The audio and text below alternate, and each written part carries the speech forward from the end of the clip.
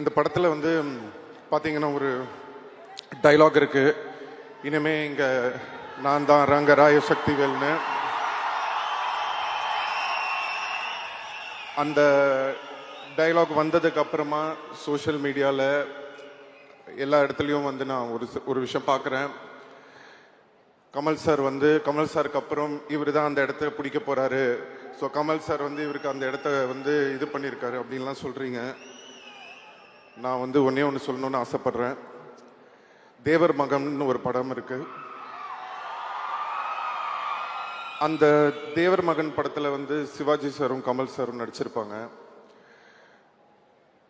அப்போ சிவாஜி சார் கூட கமல் சார் நடிச்சதுனால it doesn't mean Sivaji sir இடத்துல போய் கமல் சார் உட்காந்துக்கிட்டாருன்னு அர்த்தம் கிடையாது.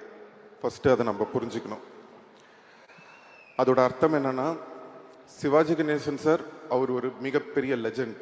அவர் இடத்த யாராலையும் பிடிக்க முடியாது. அவருக்குன்னு ஒரு இடத்த அவர் வந்து கிரியேட் பண்ணி வச்சிட்டாரு. ஆனா அதே மாதிரி கஷ்டப்பட்டு உழைச்சி நடிச்சு நெட்டையா குட்டையா அழகா அசிங்கமா விதமான கேரக்டர் நம்ம யோசிச்சு கூட பார்க்க முடியாத அளவுக்கு அவ்வளோ உழைப்பை போட்டு கஷ்டப்பட்டு தான் அவர் அந்த இடத்துக்கு வந்தாரே தவிர சும்மா அப்படி வந்து அவருக்கு அப்புறம் நான் அவர் உட்காரல. அதுதான் நம்ம உலகநாயகன் கமல் சார்.